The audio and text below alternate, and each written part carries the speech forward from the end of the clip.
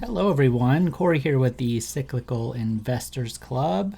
It's been a while since I made a public YouTube video. I've made several private ones for the club, um, but I'm going to start making some new videos. I took some time off from making videos in 2021 just to spend some time with the family, travel, get caught up on a lot of things that we weren't able to do for a couple years.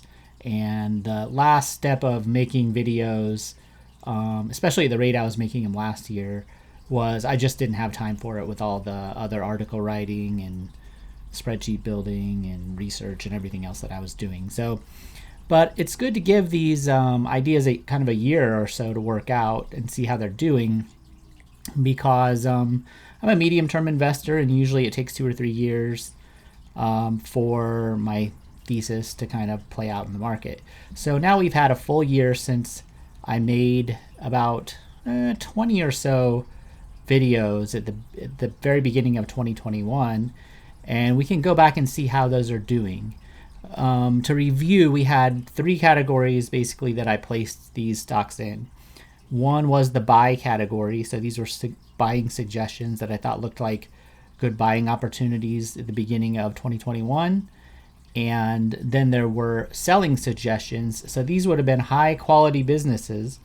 So nothing wrong with the business, but the prices were just simply too high. And so those were sell suggestions on quality businesses that really I would buy if they were just at the right price.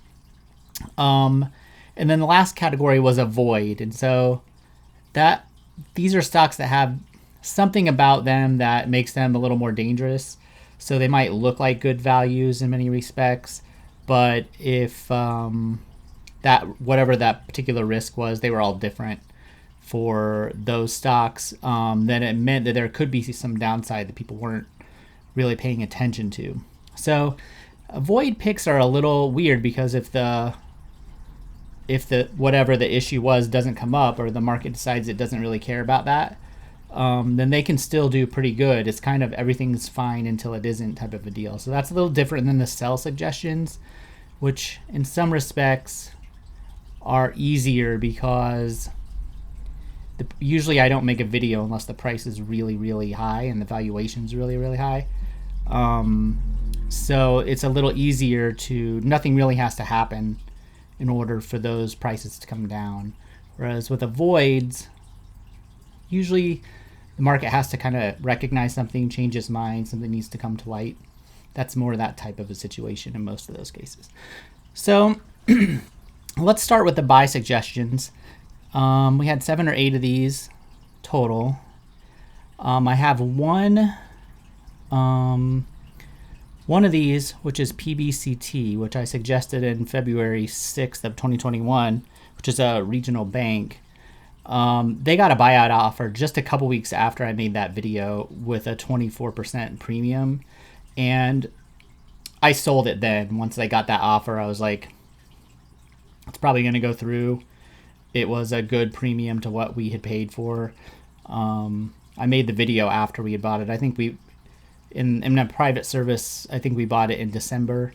And so within 2 months it was more than the 24% here, but this is from the time that I made the video until the time they got that offer. And so what I did was I just froze where it was relative to the S&P 500 there. And this one just sat there. The rest of these just continued to run since I talked about them. I haven't made any adjustments to them other than to add dividends into both them and the S&P 500 since the dates of the videos. All these I bought earlier than the videos came out, but these are the dates of the videos when I released them. So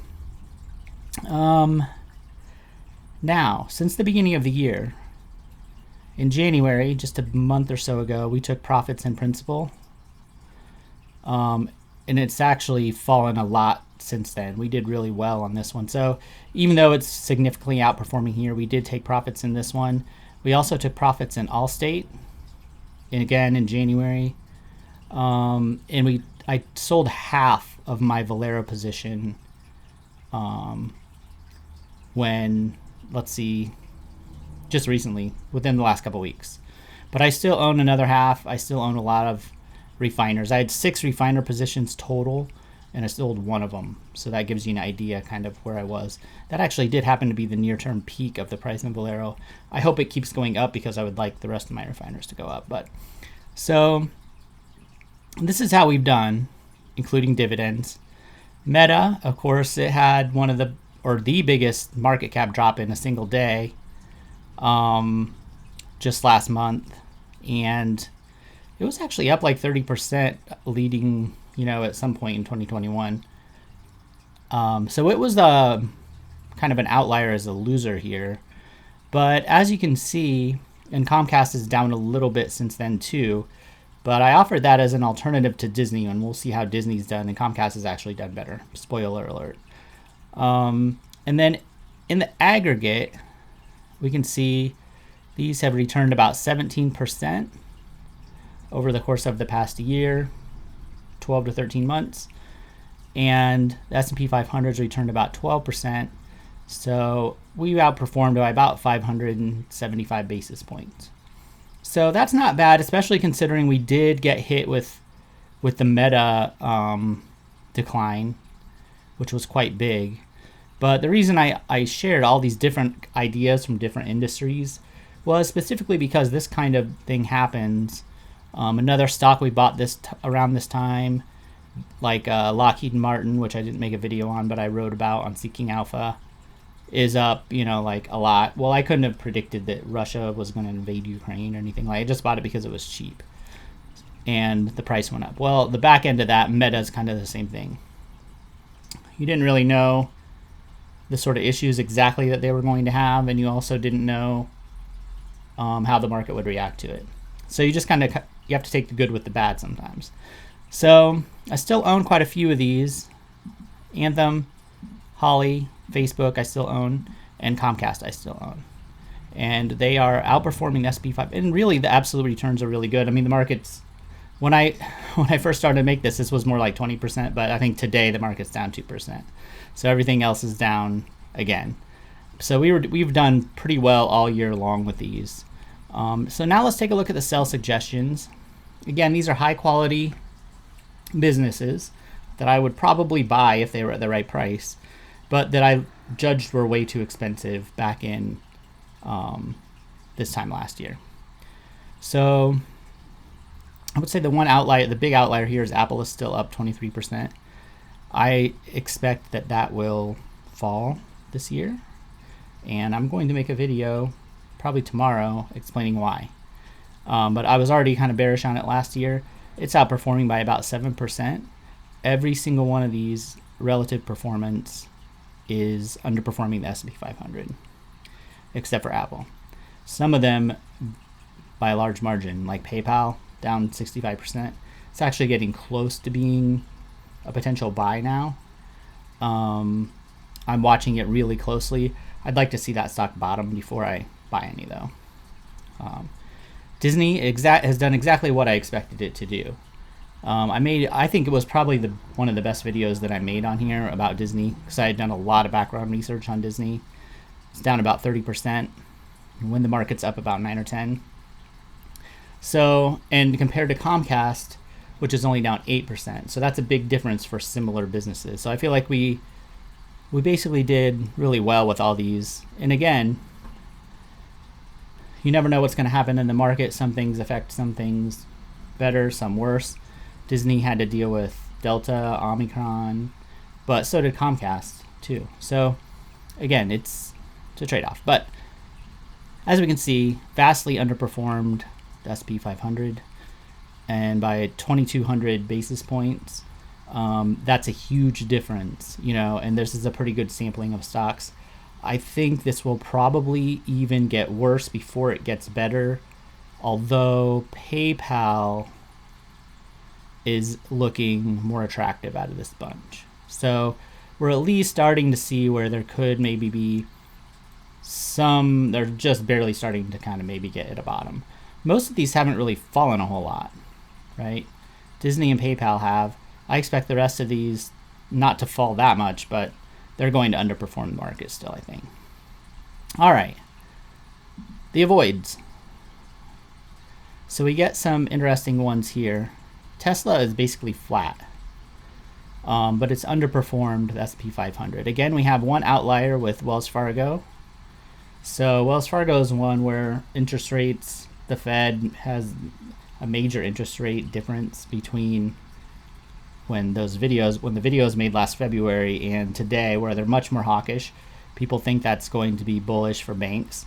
I owned a lot of banks. I only own one bank still. So I've taken profits in most of those. But Wells Fargo definitely benefited from that. I still think it looks a little sketchy over the medium term because of their revenue trend. I double checked it before I made this video. And so I would still avoid it even though it got a pretty good bounce. But as we can see, relative to the S&P 500, every single one of these stocks is underperforming. Carnival is actually negative by quite a lot.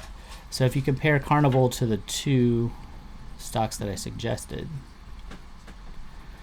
which is Valero and HollyFrontier, you can see the difference in performance is pretty massive. In general, I thought refiners would do better than any airline or any cruise line.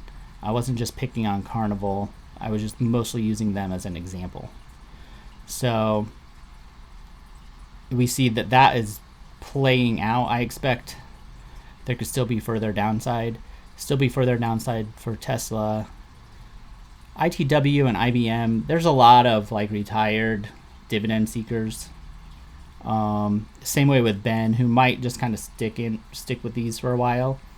So they might not crash, but you're going to see that underperformance start to show over time.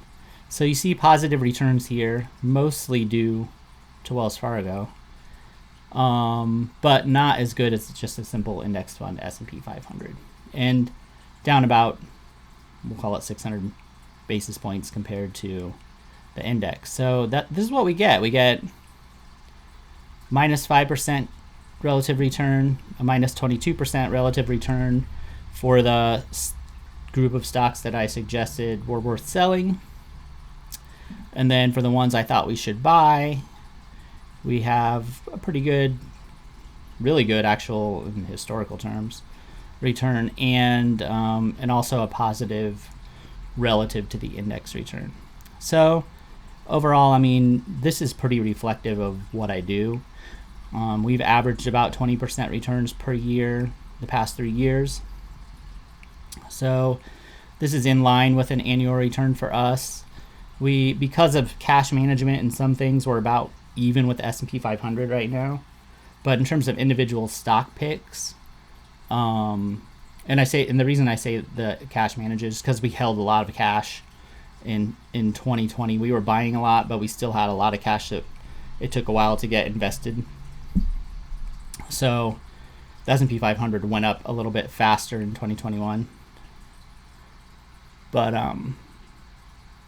yeah, on individual stock picks, this is pretty typical for the style of investing that I use. So I thought it was a good time to share it, and you can expect me to post some more videos in the coming weeks, and I'm going to try to get more and more regular on video posting here on YouTube again. So thanks for watching, and keep an eye out for more videos.